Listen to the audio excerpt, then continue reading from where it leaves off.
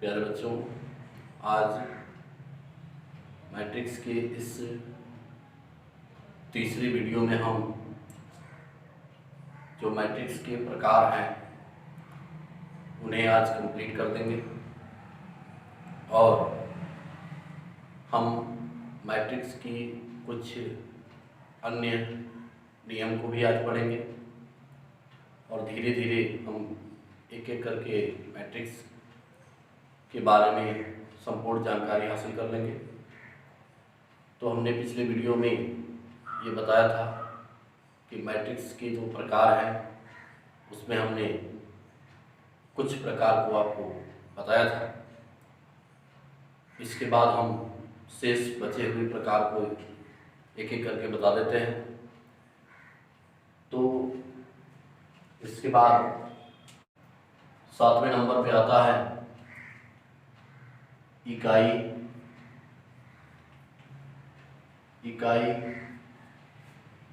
या तत्समक आव्यूह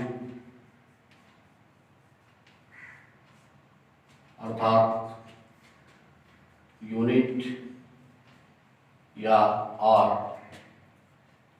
identity matrix.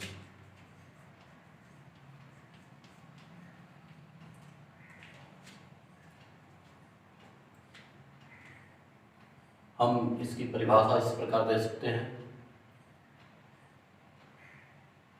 जिस वर्ग आव्यूह में मुख्य विकर्ण का प्रत्येक अवयव इकाई हो अर्थात 1 हो तथा शेष अवयव शून्य हो, उसे हम इकाई या तत्समक आव्यूह कहते हैं और इस आव्यूह को हम आई से प्रदर्शित भी करते हैं। जैसे मान लीजिए कि हमने एक आव्यूह लिया 1 0 0 0 1 0 0 0 1। तो ये जो आव्यूह है यह 3x3 कोटि का एक वर्ग आव्यूह है और जिस वर्ग आव्यूह में मुख्य विकर्ण ये है मुख्य विकर्ण, इसे हम मुख्य विकर्ण कहते हैं। ये भी मुख्य विकर्ण है परंतु हम आव्यूह में इस तरह के मुख्य विकर्ण को नहीं लेंगे। हम हमेशा इसी तरह के मुख्य विकर्ण को यहाँ आव्यूह में हम रखते हैं। तो मुख्य विकर्ण का जो प्रत्येक अवयव है वह इकाई है और शेष सभी अवयव क्या है, शून्य है। तो इस आव्यूह को हम इकाई आव्यूह या तत्समक आव्यूह कहते हैं और इसे हम आई से प्रदर्शित भी करते हैं। इस आव्यूह का प्रयोग चूंकि हम आगे अधिक बार करेंगे इसलिए आप इसमें कंफ्यूजन न पैदा करेंगे। यानी जिस वर्ग आव्यूह का मुख्य विकर्ण अगर इकाई है तथा शेष सभी अवयव शून्य है तो उस तरह के हम वर्ग आव्यूह को इकाई या तत्समक आव्यूह कहते हैं। ये 2x2 का भी हो सकता है और यानी वर्ग आव्यूह चाहे 2x2 का हो, चाहे 3x3 का हो, चाहे 4x4 का हो, लेकिन वो अगर मुख्य विकर्ण इकाई है तथा शेष सभी अवयव शून्य है तो हम उसे इकाई या तत्समक आव्यूह कहते हैं। अब इसके बाद 8वें नंबर पे आता है विकर्ण आव्यूह अर्थात डायगोनल मैट्रिक्स।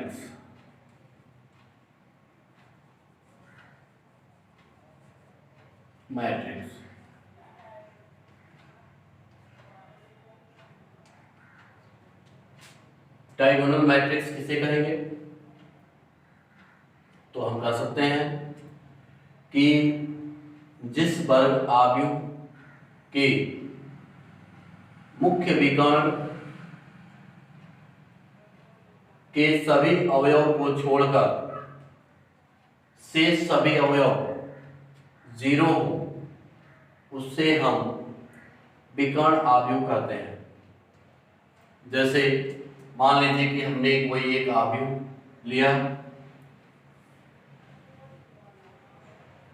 3 0 0 0 5 0 0 0 9।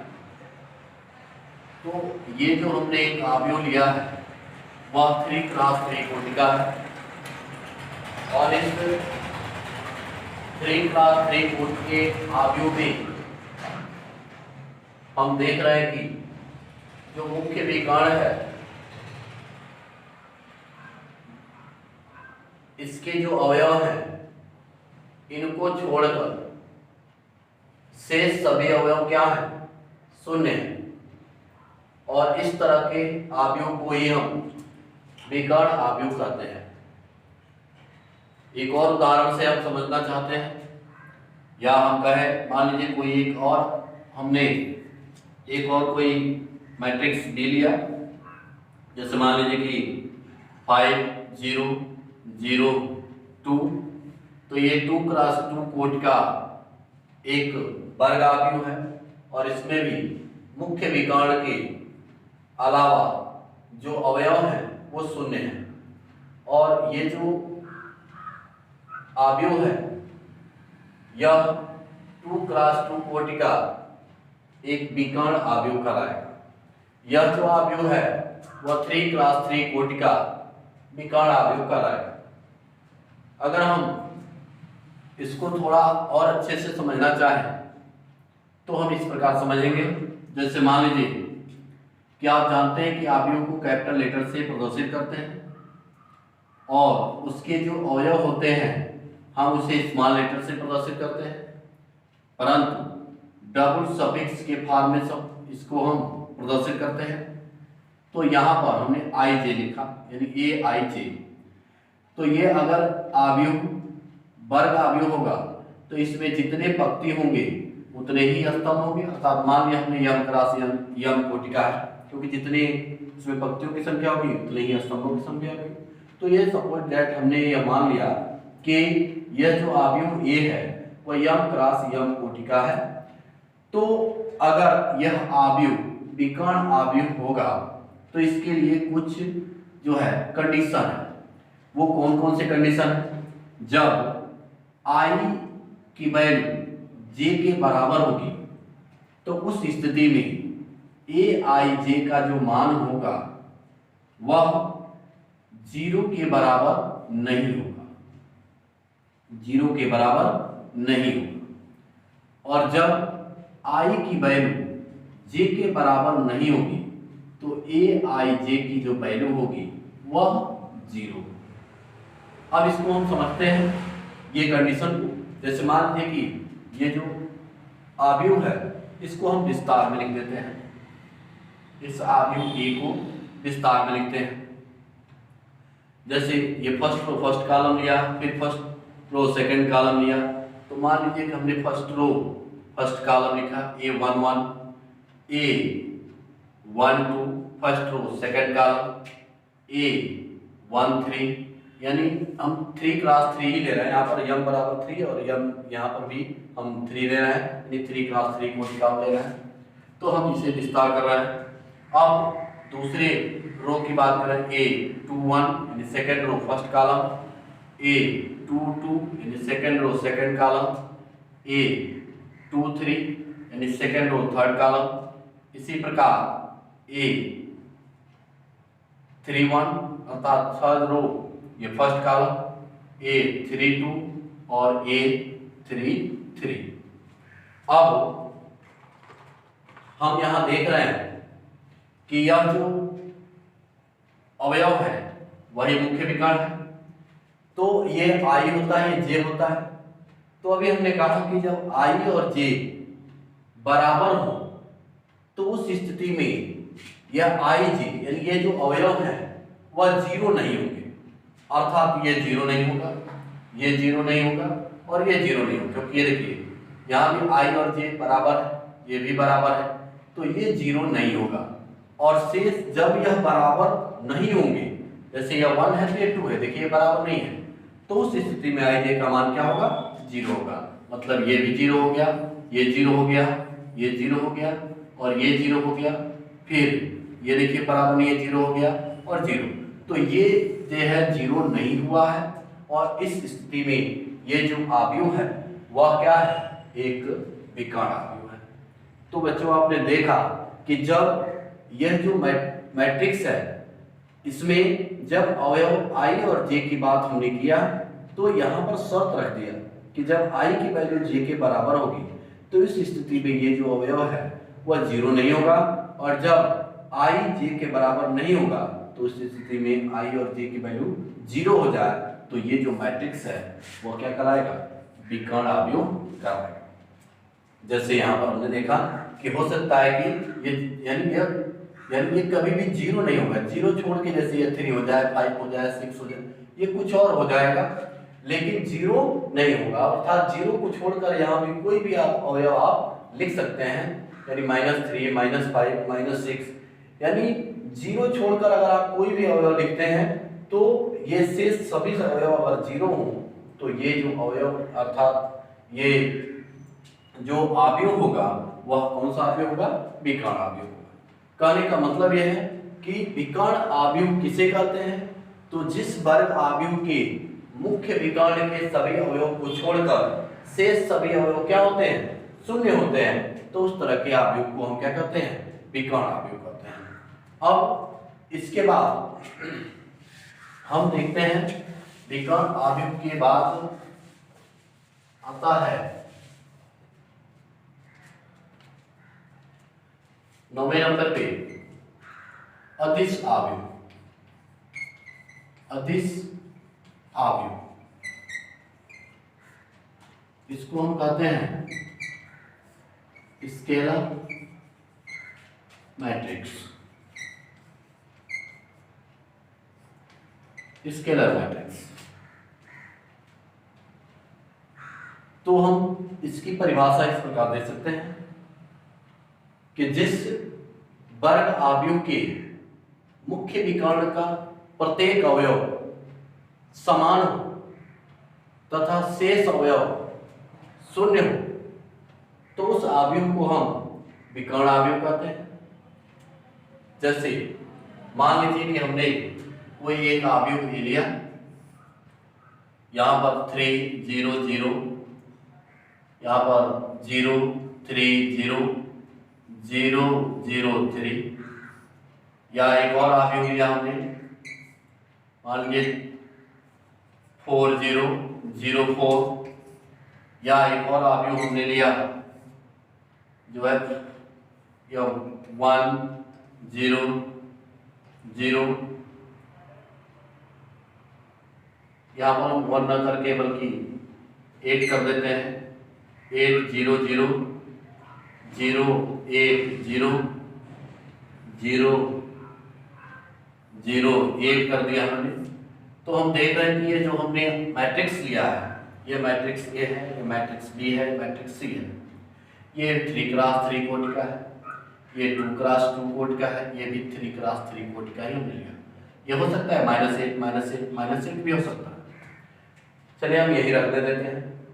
तो हम देख रहे हैं कि जिस वर्ग अवयव के मुख्य विकर्ण सेम हो, मुख्य विकर्ण का प्रत्येक अवयव समान हो तथा शेष अवयव क्या हो, शून्य हो, उसे हम क्या कहते हैं, अदिश अवयव अर्थात स्केलर मैट्रिक्स कहते हैं। यहाँ भी हम देख रहे हैं कि यह मुख्य विकर्ण का देखिए प्रत्येक अवयव समान है और शेष 0 0 है, तो ये भी 2x2 कोटि का स्केलर मैट्रिक्स है।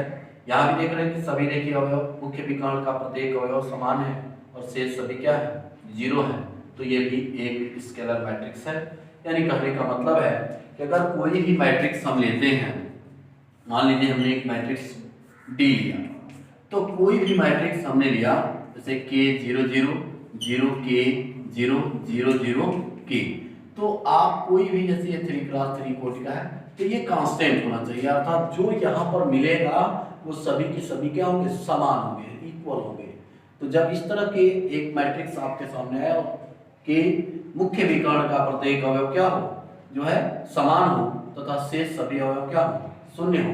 तो इस तरह के हम मैट्रिक्स को अदिश मैट्रिक्स कहते हैं, अर्थात ये अदिश आव्यूह कहते हैं। इसको हम जो है इस प्रकार भी समझ सकते हैं, जैसे हमने जो है विकर्ण आव्यूह को समझा था।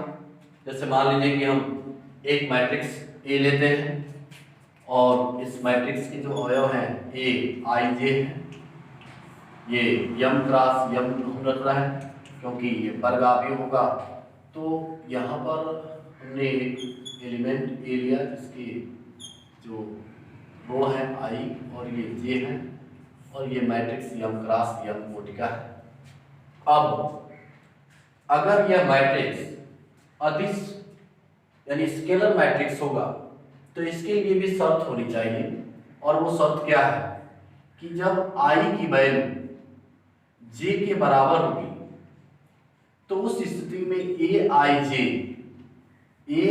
जे का जो मान होगा वह कांस्टेंट होगा, और जब आई की वैल्यू जे के बराबर नहीं होगी तो उस स्थिति में ए आई जे की जो वैल्यू होगी वह जीरो होगी।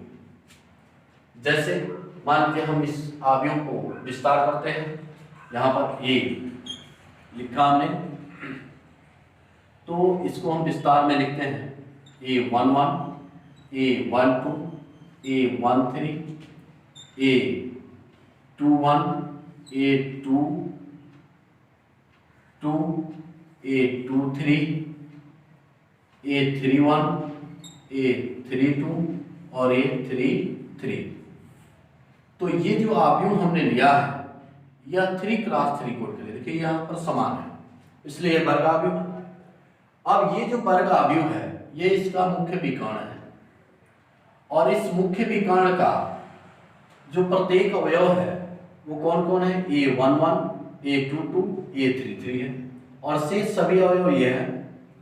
तो शर्त ये कह रहा है कि जब यह आई जे के बराबर हो तो वह एक कांस्टेंट वैल्यू होगी, अर्थात सेम वैल्यू होगी।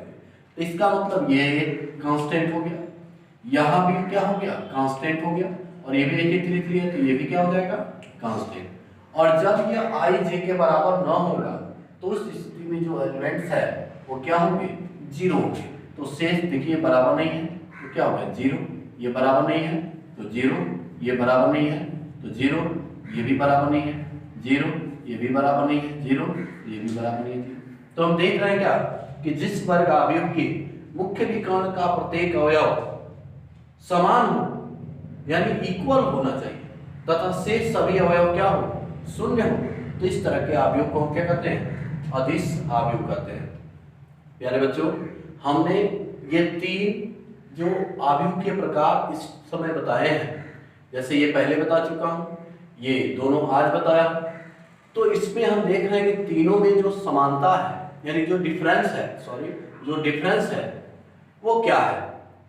तो जब यूनिट मैट्रिक्स की बात करेंगे आप, तो यूनिट मैट्रिक्स में केवल और केवल मुख्य विकर्ण जो होंगे वो इकाई होंगे, इकाई अर्थात 1 होंगे। तो उस स्थिति में ये जो शेष अवयव होते हैं वो 0 होते हैं, तब यह इकाई या यूनिट या कह सकते हैं मैट्रिक्स कहलाता है। और जब विकर्ण आव्यूह की बात करें तो ये जो मैट्रिक्स होते हैं विकर्ण मैट्रिक्स, जैसे मान लीजिए कि हमने यहाँ पे एक मैट्रिक्स ले लिया जो है ये 3 0 0 0 4 0 0 0, यहाँ पर हमने -1 कर दिया। तो ये भी 3x3 कोटि का एक आव्यूह है। और ये आव्यूह की जो मुख्य विकर्ण देखिए, ये मुख्य विकर्ण सिर्फ 0 नहीं होने चाहिए, बाकी सब 0 होना चाहिए। ये जो है कुछ भी हो सकता है यहाँ पर, लेकिन 0 नहीं हो सकता है। तो जब इस तरह का आव्यूह होगा तो ये विकर्ण आव्यूह कहलाते हैं। और यही जब समान हो जाएगी, जैसे ये समान हो गए, तो यह जो है अदिश आव्यूह कहलाते हैं। तो अब इसके बाद हम देखते हैं, यानी कहने का मतलब यह है कि आपने देखा कि इकाई या तस्तमक आव्यूह में क्या मिला कि जो वर्ग आव्यूह होता है उसके जो विकर्ण होते हैं, मुख्य विकर्ण का प्रत्येक अवयव इकाई होता है अर्थात 1 होता है। और जो विकर्ण अवयव है उसमें हमने देखा कि जो मुख्य विकर्ण का प्रत्येक अवयव है वह 0 नहीं होना चाहिए, अर्थात इसका 0 को छोड़कर कोई ना कोई मान अवश्य होगा और शेष सभी अवयव क्या होते हैं 0 होते हैं, तो उसे हम विकर्ण अवयव कहते हैं। और अदिश अवयव अर्थात स्केलर मैट्रिक्स में क्या है कि मुख्य विकर्ण के जो प्रत्येक अवयव होते हैं वह सेम होते हैं। जब यह सेम ये भी है परंतु यह इकाई है, इसमें कोई जरूरी नहीं है, ये इकाई के छोड़कर अन्य जो है क्या होंगे, यानी 5 हो सकता है, 2 हो सकता है, -1, इनको छोड़कर जब ये सेम मिलेंगे तो ये क्या होंगे, ये एक अदिश अर्थात स्केलर मैट्रिक्स कहलाएंगे। तो आपने तीनों को जो है अच्छी तरह से जो है समझ लीजिएगा, क्योंकि कहीं से कोई दिक्कत नहीं आनी चाहिए। अब हम इसके बाद जानेंगे अवयव के शेष और प्रकार को। जैसे इसके बाद आता है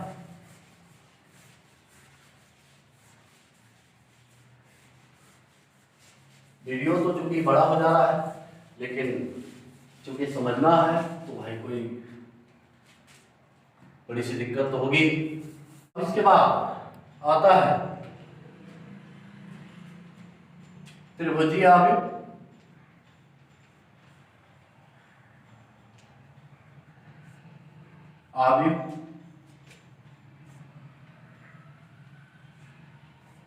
ये जो त्रिभुजीय अवयव है वह 2 तरह का होता है। एक होता है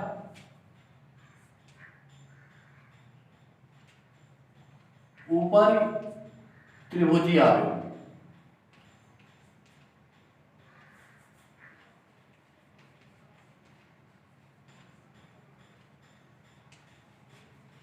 ऊपर त्रिभुजीय अवयव, अंग्रेजी में हम इसे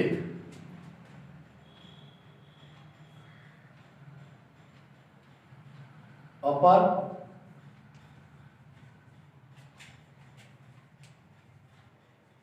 ट्रायंगुलर मैट्रिक्स कहेंगे। और दूसरा आता है निम्न त्रिभुजीय अवयव, लोअर ट्रायंगुलर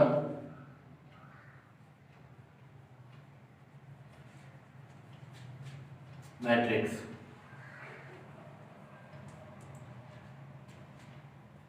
तो त्रिभुजीय अवयव किसे कहते हैं? तो जिस वर्ग अवयव के मुख्य विकर्ण के ऊपर के सभी अवयव या मुख्य विकर्ण के नीचे के सभी अवयव शून्य हो उसे हम त्रिभुजीय अवयव कहते हैं।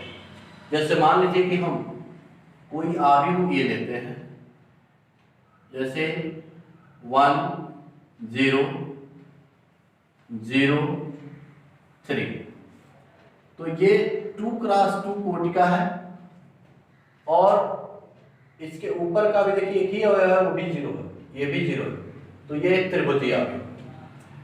यहां पर जैसे एक और अवयव हम लेते हैं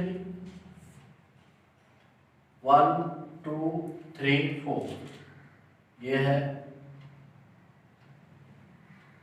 0 3 4 5 0 0 7 8, यहां पर हमने किया 0 0 0 4। तो हम ये देख रहे हैं कि ये जो मैट्रिक्स है यहां पर, तो ये 4 क्रॉस 4 कोटि का मैट्रिक्स है, तो ये मुख्य विकर्ण है। मुख्य विकर्ण के ऊपर या नीचे, या तो ऊपर होगा या तो नीचे होगा। तो अगर मान लीजिए हम यहां पर 4 कर देते हैं, तो ये इस पर 4 कर देते हैं, इसको 0 कर देते हैं, तो मुख्य विकर्ण से ऊपर होगा या तो नीचे होगा। ये भी हो सकता है, जैसे ऐसे 1 4 यहां पर 0 हो जाए 1 0 4 3। तो हम देख रहे हैं क्या, मान लीजिए कोई एक आव्यूह है, तो इस आव्यूह में हम देख रहे हैं कि 1 3 0 4, तो मुख्य विकर्ण से ऊपर का अवयव होगा 0, जैसे यहां हुआ है, या नीचे का होगा 0। यहां देखिए या तो ये सभी 0 है, तो जब ये भी एक त्रिभुजीय अवयव है, लेकिन कौन सा त्रिभुजीय अवयव है, तो जब नीचे के सभी अवयव 0 होते हैं तो उसे हम अपर ट्रायंगुलर मैट्रिक्स कहते हैं, और जब ये 0 ना होके ये सभी 0 होंगे तो उसे हम क्या कहते हैं, लोअर ट्रायंगुलर मैट्रिक्स कहते हैं।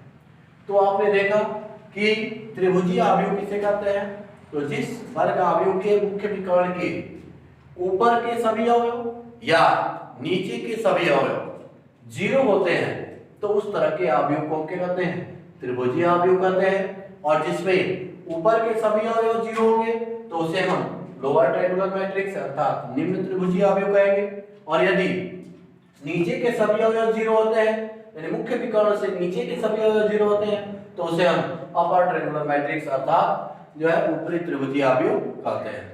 तो अब हम ये था जो त्रिभुजीय अवयव है, इसके बारे में कुछ जो है जानकारी।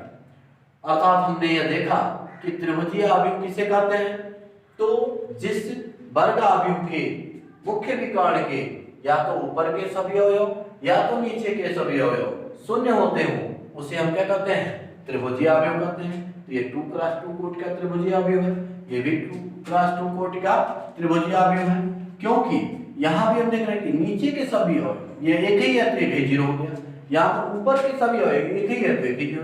तो यहाँ हम देख रहे हैं कि नीचे का जब ये जो है सभी अवयव 0 है तो ये अपर जो है ट्रायंगुलर मैट्रिक्स कहलाएगा, और जब ऊपर के सभी अवयव 0 होंगे तो ये लोअर ट्रायंगुलर मैट्रिक्स कहलाएगा। अर्थात लोअर के मान है तो लोअर ट्रायंगुलर मैट्रिक्स, अपर के मान है तो अपर ट्रायंगुलर मैट्रिक्स।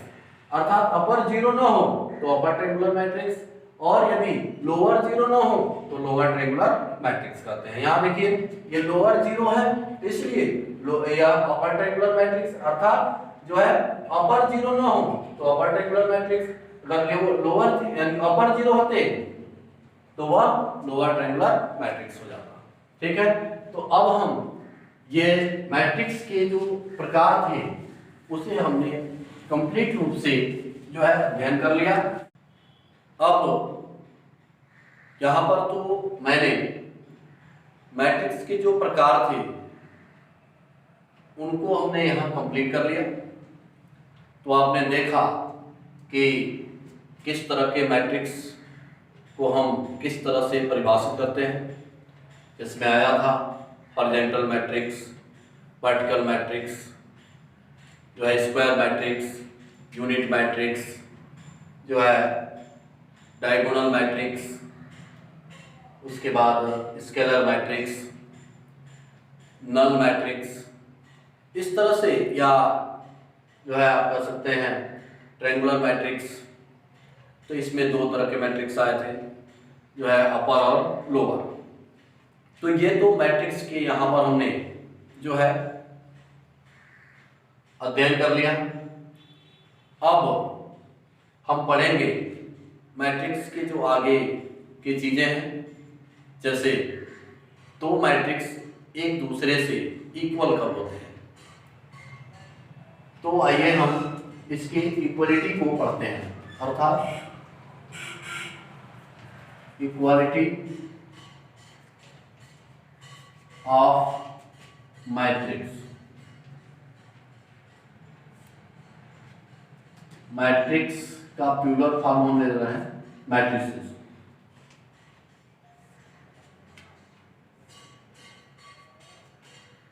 क्योंकि ये जो प्लूरल फॉर्म है, हम यहाँ एक से अधिक मैट्रिक्स की इक्वलिटी को चेक करेंगे कि कब ये समान होंगे अर्थात कब ये इक्वल होंगे। तो यानी मैट्रिक्स की समानता, आप जानते हैं कि दो मैट्रिक्स एक दूसरे से बराबर कब होंगे? तो इसके लिए दो शर्त होती है। एक, जिस मैट्रिक्स को दूसरे मैट्रिक्स के बराबर आपको दिखाना है तो उसमें पहली शर्त यह होनी चाहिए कि उसका क्रम अर्थात ऑर्डर इक्वल होना चाहिए, अर्थात जिस क्रम का पहला मैट्रिक्स है उसी क्रम का दूसरा मैट्रिक्स होना चाहिए, और फिर उसके जो अवयव हैं वो बराबर होने चाहिए और वो भी करस्पॉन्डिंग होने चाहिए, अर्थात उसके संगत अवयव यदि बराबर है तब वह दोनों मैट्रिक्स क्या कहलाएंगे? इक्वल मैट्रिक्स होंगे, यानी दोनों मैट्रिक्स समान होंगे। जैसे हम उदाहरण के तौर पे लेते हैं, मान लीजिए कि हमने एक मैट्रिक्स ए लिया, 1 2 3 5। एक और मैट्रिक्स हमने बी लिया, 1 5 2 3। ये भी 2 क्रॉस 2 कोटि का है और ये भी 2 क्रॉस 2 कोटि का है। हमें ये देखना है क्या मैट्रिक्स ए बराबर है मैट्रिक्स बी के। तो हमने यह बताया कि दो मैट्रिक्स बराबर तभी होंगे जब उसके ऑर्डर पहले बराबर हो और दूसरी चीज उसके जो अवयव हैं वो बराबर होने चाहिए। तो यहां पर तो हम देख रहे हैं क्या कि इसमें भी 1 2 3 5 और इसमें भी 1 2 5 3, यानी अवयव तो बराबर है, परंतु फिर भी यह मैट्रिक्स दूसरे मैट्रिक्स के बराबर नहीं है, अर्थात ये जो मैट्रिक्स ये है मैट्रिक्स बी के बराबर नहीं है। क्योंकि मैट्रिक्स ए मैट्रिक्स बी के बराबर तभी होगा जब इसके संगत अवयव बराबर, जैसे यहां पर 1 है तो यहां भी 1 है, यहां पर 2 है तो यहां भी 2 है, यहां पर 3 है तो देखिए यहां पर 3 नहीं है, ये 5 है, और जब इसके संगत अवयव बराबर, यहां पर 5 है तो यहां 3 है। तो जब संगत अवयव बराबर नहीं है तो हम कह सकते हैं कि ये मैट्रिक्स बराबर नहीं है, क्योंकि मैट्रिक्स ए मैट्रिक्स बी के बराबर तभी होगा जब इसके ऑर्डर बराबर हो तथा इसके संगत अवयव भी क्या हो? बराबर हो।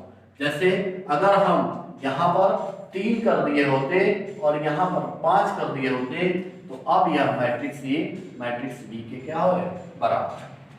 तो आपने देखा कि दो मैट्रिक्स एक दूसरे से बराबर तभी हो सकते हैं जब मैट्रिक्स ए जितने कोटि का होगा उतने ही कोटि का मैट्रिक्स बी होना चाहिए और उसके संगत अवयव भी क्या होना चाहिए? बराबर होना चाहिए। तो दो मैट्रिक्स एक दूसरे के इक्वल तभी हो सकते हैं जब उनके कोटि और संगत अवयव बराबर। अब हम इस पर कुछ उदाहरण देखते हैं। जैसे अगर मान लीजिए कि एक मैट्रिक्स ए दिया है, x प्लस वाई यहां पर 3 दिया है और यहां पर 5 दिया है और ये x माइनस वाई दिया है, ये 2 क्रॉस 2 कोटि का है। और एक और मैट्रिक्स है B, यानी यह हम ऐसे कर देते हैं, एक मैट्रिक्स है x प्लस वाई बराबर 3, 5x माइनस वाई, ये 2 क्रॉस 2 का है, ये इसके बराबर है, यानी यहां पर दिया है 3 और ये भी है 3 और यहां पर है 5 और ये है 7, ये भी 2 क्रॉस 2 कोटि का मैट्रिक्स है। तो यहां पर ये बराबर हो चुके हैं। तो अगर हम कहें कि यह मैट्रिक्स इस मैट्रिक्स के बराबर है, अर्थात यह बराबर ऑलरेडी दिया गया, तो उस स्थिति में x और y का मान बताइए क्या होगा। तो चूंकि ये उदाहरण हमने इसलिए आपको बता रहे हैं क्योंकि इससे संबंधित आपके एक्सरसाइज में क्वेश्चन मिलेंगे। तो अभी आपने देखा कि दो मैट्रिक्स एक दूसरे से इक्वल होते हैं, तो इसके लिए शर्त है कि उसके क्रम बराबर होने चाहिए। तो हम देख रहे हैं क्रम भी बराबर है और उसके संगत अवयव बराबर होने चाहिए। तो इसका मतलब ये जो है इसके बराबर होगा तभी ये बराबर आया है, और ये जो है इसके बराबर होगा तभी ये बराबर का चिन्ह है। तो हम यहां से इसकी कंपैरिजन कर लेंगे, अर्थात तुलना करने पर x प्लस वाई बराबर क्या होगा 3 और x माइनस वाई बराबर क्या होगा 7। ये दो इक्वेशन मान लेंगे और हम देख रहे हैं क्या कि ये दोनों इक्वेशन को सॉल्व करने से x और y का मान मिल जाएगा। तो हम यहाँ लिख सकते हैं जोड़ने पर, जोड़ेंगे तो ये कट जाएंगे, 2x बराबर हो गया 10, 7 3 10, तो x बराबर क्या होगा 5 और x का मान हम किसी भी समीकरण में रख दीजिए तो y की वैल्यू प्राप्त हो जाएगी। जैसे x का मान हमने समीकरण 1 में रख दिया, तो x का मान जब समीकरण 1 में रखा हमने तो क्या मिल गया भाई 5 प्लस y बराबर हो गया 3, तो y बराबर क्या हो गया 3 माइनस 5 अर्थात -2, तो y की वैल्यू आ गई -2। तो इस प्रकार हम देख रहे हैं कि जो मैट्रिक्स की जो कंडीशन है, अर्थात दो मैट्रिक्स एक दूसरे के बराबर तभी होंगे जब मैट्रिक्स के क्रम बराबर हो और उसके संगत। और इसके बाद एक और उदाहरण देखते हैं। जैसे मान लीजिए कि आपसे कहा जाए कि एक मैट्रिक्स का निर्माण करिए और वो भी कुछ ना कुछ क्रम कहेगा, जैसे 2 क्रॉस 3 कर दे, 3 क्रॉस 4 कर दे या 3 क्रॉस 3 कहे, यानी कोई भी क्रम दिया जाएगा और उसके कुछ एलिमेंट्स भी दिए जाएंगे। और उसके जब कुछ एलिमेंट्स दिए जाएंगे तो आपसे कहेगा कि इसके पूरे मैट्रिक्स के अवयवों को ज्ञात कीजिए। तो जैसे मान लीजिए कि कोई क्वेश्चन इस प्रकार दिया कि एक 3 क्रॉस 4 कोटिका आव्यूह की रचना कीजिए जिसके अवयव a i j बराबर 1/2 मार -2i प्लस j है, इस तरह से दिया। तो आपसे कहेगा कि 3 क्रॉस 4 कोटि के आव्यूह का निर्माण करिए जिसके अवयव इस प्रकार हैं। तो हम क्या करेंगे, सबसे पहले तो हमें 3 क्रॉस 4 कोटि का आव्यूह बनाना है, अर्थात कोई आव्यूह A की रचना कीजिए जो कितने का होना चाहिए 3 क्रॉस 4 कोटि का होना चाहिए। अर्थात यहाँ पर हमने इसको थोड़ा ये 3 क्रॉस 4 कोटि का होना चाहिए, अर्थात इसके 3 पंक्ति है और 4 कॉलम होने चाहिए। 3 पंक्ति और 4 कॉलम का एक आव्यूह का निर्माण करना है जिसके अवयव इस प्रकार है a i j बराबर 1/2 मार्ग में है -2i प्लस j। तो हम सबसे पहले a11 निकालते हैं। तो a11 का मतलब फर्स्ट कॉलम में यहां पर क्या होगा a11 फर्स्ट कॉलम। इसी तरह से हमें a12 निकालना होगा, a13 और a14। इसी तरह से a21 a22 a23 और a24 निकालना होगा। इसी तरह से a31 a32 और a33 और a34 निकालना होगा। तो हम एक एक करके इन सभी अवयवों को यहाँ पर ज्ञात करते हैं। तो जब हम a11 निकालेंगे तो यहाँ पर a i j का मान यह है, तो यहाँ i बराबर 1 j बराबर 1 रखते हैं। तो क्या मिल गया a11 तो बराबर 1/2 और फिर मार्ग में है -2 इंटू i की वैल्यू 1 और प्लस j की वैल्यू भी क्या है 1। तो इस प्रकार हमने देखा कि 1/2 और इसको थोड़ा सॉल्व करिए तो -2 +1, तो क्या मिल गया यहाँ -2 + 1 अर्थात -1, और जब -1 है तो मार्ट से बाहर निकलेगा तो +1 हो जाएगा, इसमें गुणा होगा तो 1/2 × 1 अर्थात 1/2। तो यहाँ पर आ गया क्या 1/2। अब इसके बाद हम निकालते हैं A1 2 अर्थात फर्स्ट रो सेकंड कॉलम, तो यहाँ पर फर्स्ट रो सेकंड कॉलम तो बराबर, अब हम क्या करेंगे 1/2 और -2 × I बराबर 1 है और प्लस J बराबर क्या है 2 है, तो यह 1/2 और -2 × 1 अर्थात -2 और +2, तो हम देख रहे हैं क्या कि -2 और +2 क्या मिल गया 0, और मार्ट से बाहर निकलेगा तो 0, और इसमें गुणा करेंगे तो भी क्या करेगा 0, अर्थात ये हो गया 0। ये 1 2 की वैल्यू क्या हो गई 0, हम यहाँ लिखेंगे 0। और फिर हम निकालते हैं इसके बाद A1 3, तो फिर A1 3 निकालेंगे तो 1/2 और फिर क्या होगा -2 × 1 और क्या होगा J की वैल्यू +3, तो क्या मिल गया यहाँ पर 1/2 और ये -2 + 3 अर्थात 1 बचेगा, और ये 1/2 × 1 अर्थात 1, तो ये 1 3 आ गया क्या यहाँ पर 1। तो आप इस तरह से सभी का निकाल सकते हैं जिसमें आप समझ चुके हैं कि I बराबर यहाँ पर जब 2 और J बराबर 1 रखेंगे तो ये जो है दूसरे रो का और पहले कॉलम का एलिमेंट मिल जाएगा। इसी तरह से आप अन्य सभी का एक एक मान रख के निकाल लीजिएगा, और जब उसमें रख देंगे इसमें रख दीजिएगा तो ये 3x4 कोटि का एक अवयव क्या हो जाएगा प्राप्त हो जाएगा। तो इस तरह के उदाहरण आपकी किताब में बहुत सारे हैं, आप उनमें से करिएगा, और जिस उदाहरण का सवाल हो या जिस एक्सरसाइज का जो कोई भी सवाल होगा, यदि आपसे नहीं आता है तो उसे निश्चित रूप से बताएंगे, हम उसको एक एक करके सॉल्व करते जाएंगे। और इस प्रकार हम देख रहे हैं कि जो है ये जो आव्यूह से संबंधित कुछ उदाहरण हमने बताया, और शेष आप निकाल लीजिएगा। यदि आपसे कोई दिक्कत आ रही है, हमने दो तीन निकाल ही दिया है, शेष आप निकाल सकते हैं। तो इस वीडियो में इतना ही रह जाता है, और शेष अगले वीडियो में हम बताएंगे। तब तक के लिए